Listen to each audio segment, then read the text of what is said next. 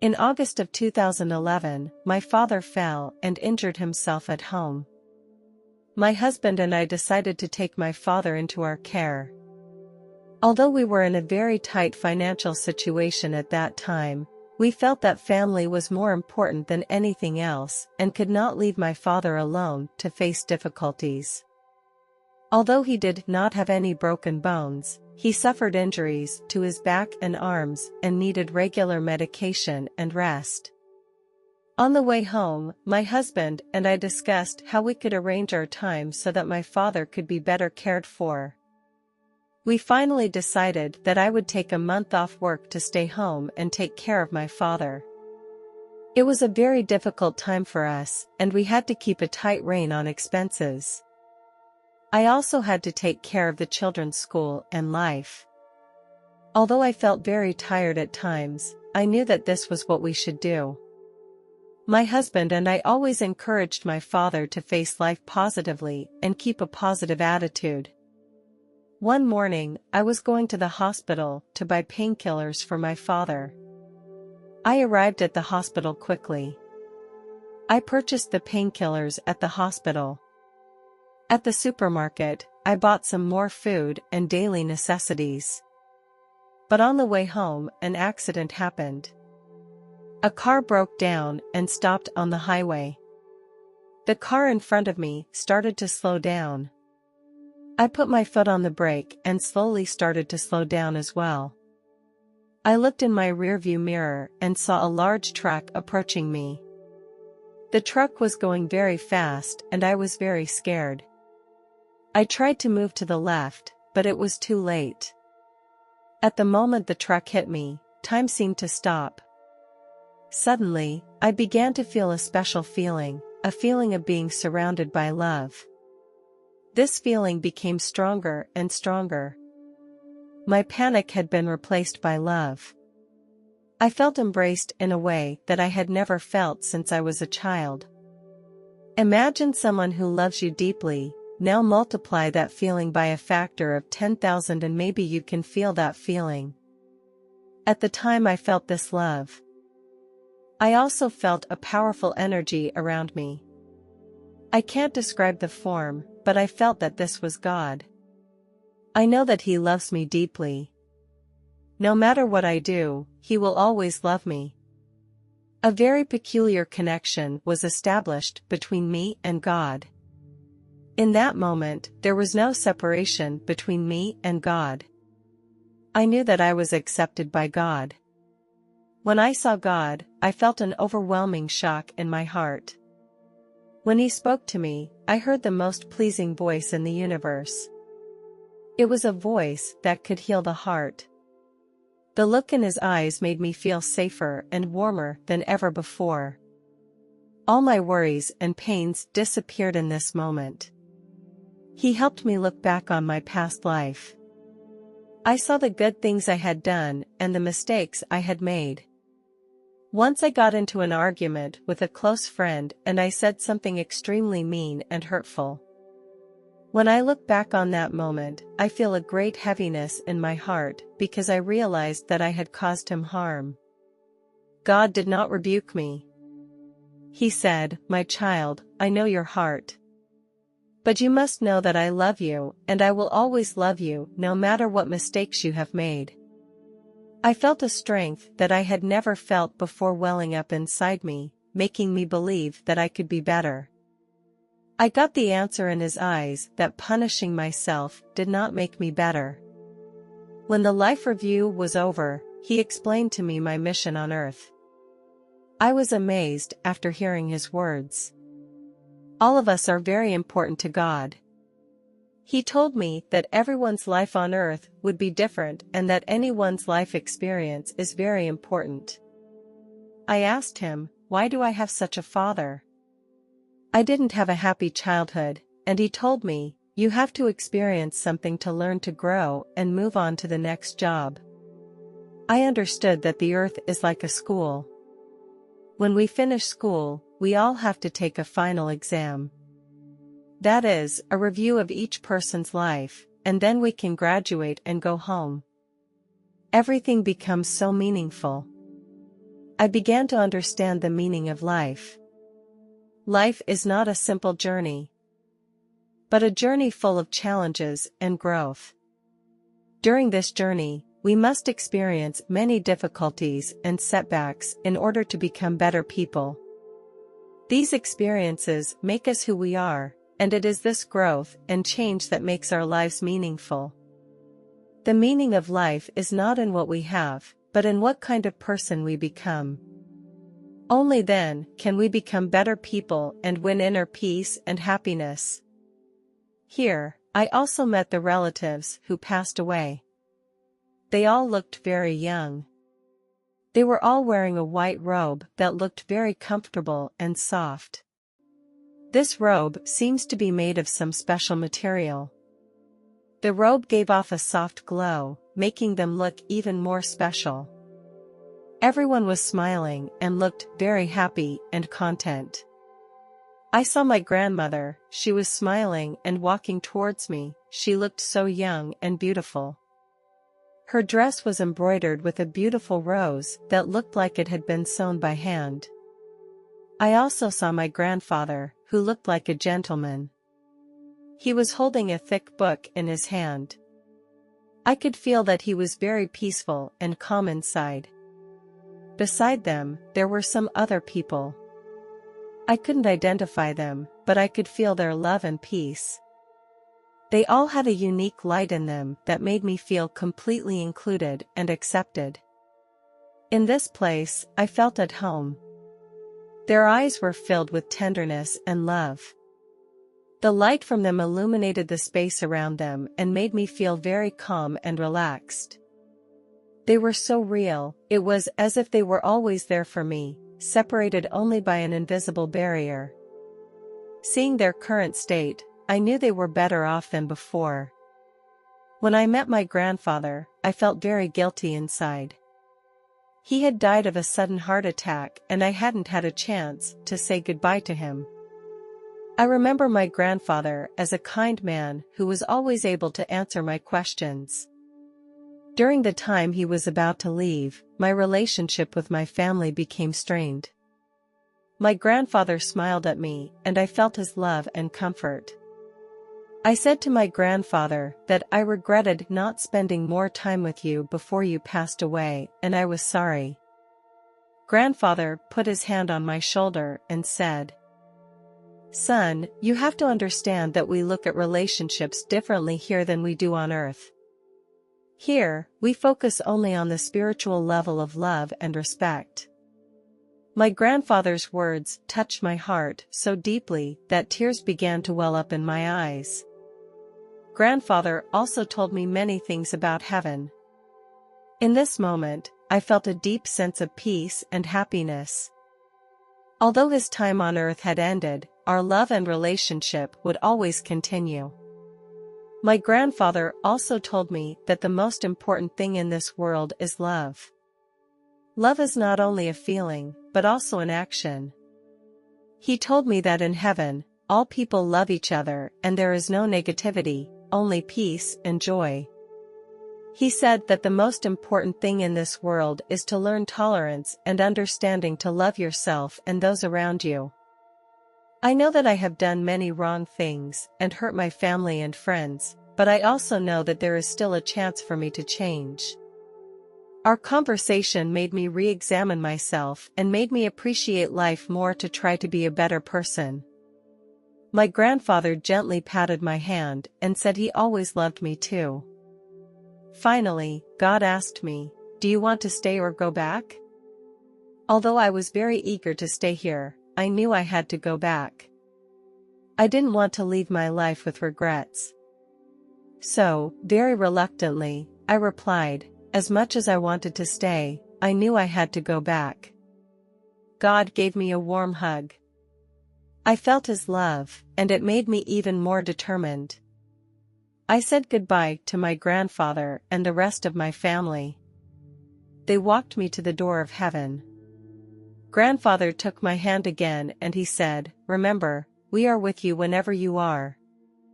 I shed tears and expressed my love and gratitude to him and the rest of my family. Finally, I turned to God and said goodbye. He smiled and said, "I will always love you, wherever you are. I will always be there for you when you need me." I thanked him and then turned and left heaven. Suddenly, I was back in the real world. My hand was still clutching the steering wheel. In the back of my mind, a voice appeared. It told me to take my foot off the brake and push the gas pedal to the floor.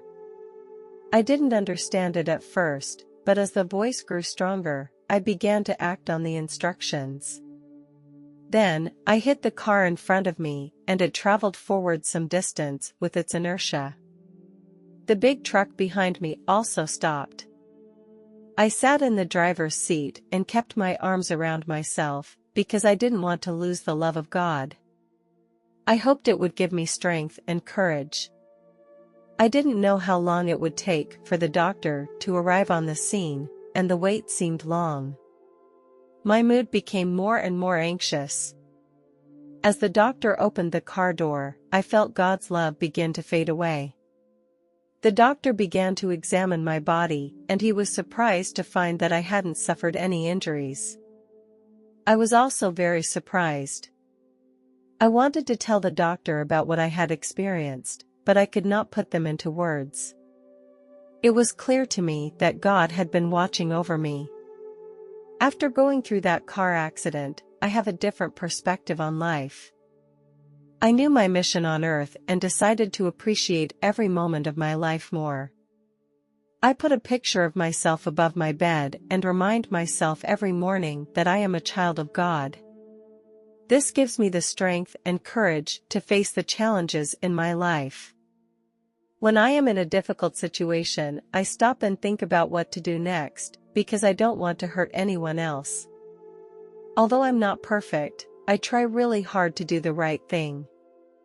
In the year after the accident, I experienced a lot of difficulty and pain. I often wondered why I stayed in this world.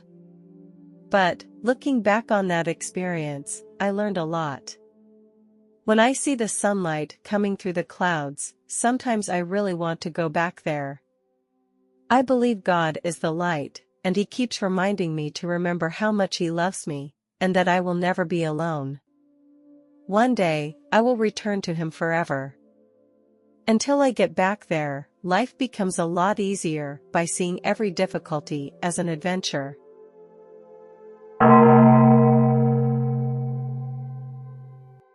As someone who grew up in a single-parent household, my childhood experience was quite difficult. My parents were not happily married and they often argued over trivial matters. My father was a short-tempered man who often lost his temper without any reason. I would often feel very scared because I didn't know when he would explode. Later, my father seriously injured someone in a confrontation, which led to him being put in jail. My mother chose to leave my father, but for me, the decision was not easy. It was a very big blow to me. I also couldn't understand why my father would act that way, and it left me frustrated and confused. All of this had a profound effect on my perception of marriage. I have a lot of fear and anxiety about marriage. I didn't want to repeat the pain my parents had experienced, and I didn't want to sacrifice my happiness for a relationship. I had my first boyfriend while in college. At first, I was reluctant towards him, but his sincerity and persistence eventually impressed me. We went through a lot during this time and our relationship became stronger. I love my boyfriend very much, which is something I have never felt before. He is a very considerate person. We have a lot in common, we like the same things, and have similar ideas. I envision a future where I hope we can spend our lives together. I believe our relationship can stand the test of time because it is based on sincerity and mutual understanding. In the third year of our relationship, I inadvertently found out about my boyfriend's cheating. That night, my boyfriend was taking a shower when I found a text message from a strange woman on his phone. When I opened the chat log, I found out that they had been dating for some time. This fact broke my heart and I felt like my world had caved in. I was so shocked and disappointed that I couldn't imagine why he would cheat on me. I wanted to find him and set the record straight. I wanted to know why he would do such a thing. When I told him about it, he acted calmly, as if he didn't feel guilty. Finally, he proposed a breakup. When he told me about this decision, I felt my heart twist in pain. I wanted to end it all, because I couldn't trust him anymore and couldn't stand the hurt he had caused me. The more I thought about it after my boyfriend left, the sadder I got. I wanted to end it all. I took a box of cephalexin, and then I drank half a bottle of rum. At that time, I was very depressed and my whole being was in an unstable state. I was constantly crying and throwing tantrums, and my mom noticed my unusual mood when she got off work. Mom was so nervous that she immediately called the emergency number. She then laid me down on the bed and tried to stabilize my mood and breathing. A short time later, I was rushed to the hospital. Before I arrived at the hospital, I was completely unconscious. When I opened my eyes, I found myself lying in a hospital bed surrounded by the glow of fluorescent lights. I saw a doctor dressed in white. He was intently looking at the information on top of the computer. I looked to my right and saw my body. I was surprised to find that my body was no longer that of a healthy young man. My skin was so pale that it was very difficult to breathe normally. I felt like a lifeless, empty shell of my body. At this time, I felt a deep sense of fear and helplessness, not knowing whether I would be able to recover from this state. Suddenly, I appeared in a darkness. I felt my soul being pulled by an invisible force that seemed to be taking me in a certain direction. I couldn't see anything around me, only a pitch-black nothingness. As I was pulled forward, I began to feel an endless sense of fear and oppression. My heart was filled with a sense of foreboding, as if I was about to face something terrible. A huge door appeared in front of me. The door was inlaid with fiery red gems and emitted strong energy fluctuations. By the door stood two tall dark creatures with wings and sharp claws, their eyes revealing an evil aura. The door slowly opened, and the moment I walked through it, I saw a sight that completely broke me. I had arrived at a place of unparalleled horror. This was hell. All around me was a sea of fire, and the air smelled foul and burnt. Everywhere were those dark creatures, with cruelty and evil glinting in their eyes. I felt my soul was firmly bound in chains, unable to move freely. I screamed in pain, but the creatures around me didn't seem to care about my presence. They went about their business. I collapsed helplessly to the ground, my screams fading into this hell as if it would never end. My fear gradually turned into despair, feeling trapped in this dark place from which I could no longer escape. I tried to find a way out, but no matter where I went, I felt like I was always in the same place. It was as if there were countless hands grasping me, trying to drag me into the abyss. In the darkness, I saw some blurred figures, which kept twisting and distorting. They were emitting a suffocating stench, as if they were the scent of death. Hell was full of pain and suffering. I saw the sinners being whipped and roasted in the fire, and their pain was heartbreaking. My soul was wrecked, but I would not give up. I began to call on the name of God. That was my last hope in hell. As I was praying, I saw a blue light flash by. I saw a pillar of light fall to the ground. I heard a voice say, "It's okay, I will save you." I saw an angel. The angel said, "We don't have time, we must go quickly." They took me into the pillar of light. The movement and the light made me feel a little uncomfortable, so I closed my eyes for a while. Sometimes I got curious and opened my eyes every once in a while.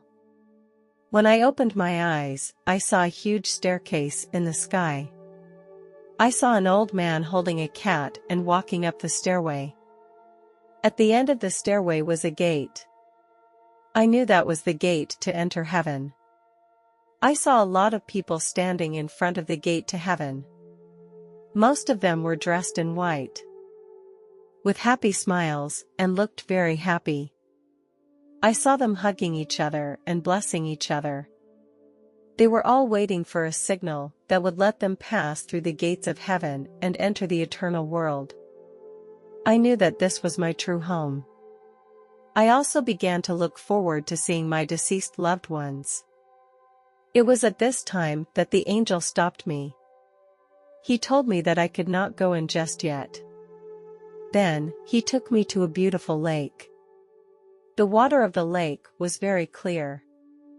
There was an island in the middle of the lake with trees growing on it. There was a patch of flowers blooming around the lake with a faint fragrance. There were several benches under the trees. The breeze blew against my cheeks, making me feel relaxed. There, I saw a man in a robe, about 40 years old, and to his right stood an angel with wings. I realized that he was Jesus. The angel asked me, "Why are you here?" I began to explain that I didn't think the world was fair and I didn't want to be there anymore. The angel looked at me and said, "Who told you that this is a fair world? Each person experiences what they choose. Your time is not up yet, you have to go back." I refused his request. I wanted to stay here. Jesus looked at me, his eyes were full of love and tenderness, as if he could penetrate the depths of my heart. He said, "I know how you feel, I understand your pain and anguish. But you cannot stay here. Your time has not yet come, your mission has not yet been completed. You must go back." His voice made me feel very calm. I said, "I will go back, but I don't know how to face the person who hurt me.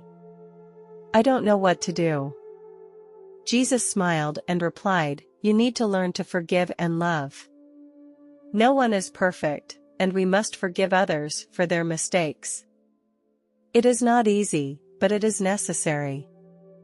You will receive help and guidance in this area."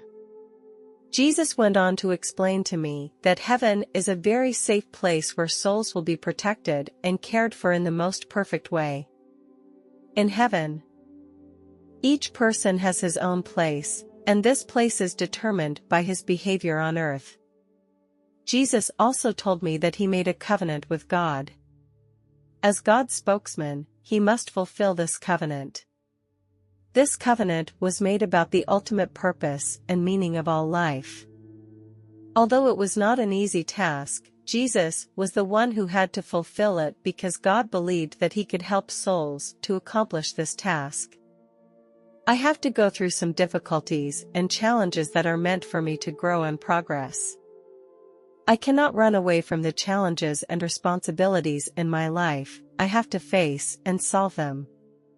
For me, going back is not a very good thing. I told Jesus, "You can't watch people hurt me, you should protect me." If I was going back, I wanted him to take care of things.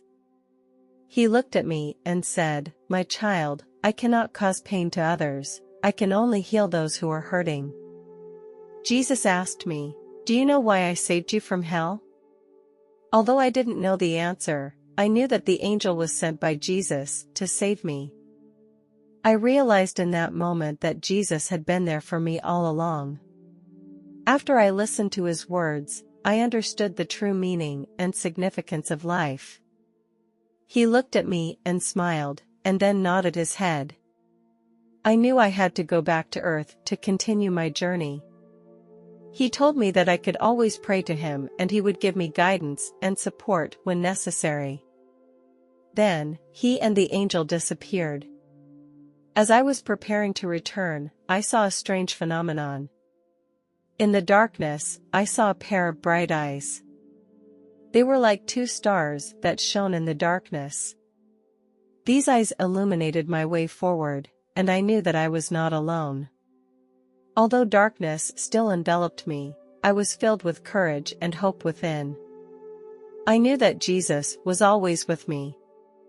As I returned to my body, I felt my heart beat. When I first came back, my heart was full of confusion and fear because I couldn't understand what this experience was really about. My mother didn't believe my story. And that made me feel alone and lost. I knew what I was going through, and I believed that God was always watching over me and that He would help me through it. I was hurting so much inside because of this relationship. But I knew I needed to change. As time went on, God healed my inner wounds and made me believe in love and marriage again. I met a guy and we were attracted to each other. I wasn't sure if I should be with him. However, when he confessed his feelings for me, I accepted his feelings. We soon got married. Soon after, we welcomed our first child. I felt very happy and grateful to God for giving me the opportunity to experience the joy of motherhood. In 2012, we welcomed our second child. I didn't believe in God at first, but He kept an eye on me. He helped me through the difficulties and healed my inner wounds. I am thankful to God and to this experience for making me the person I am today.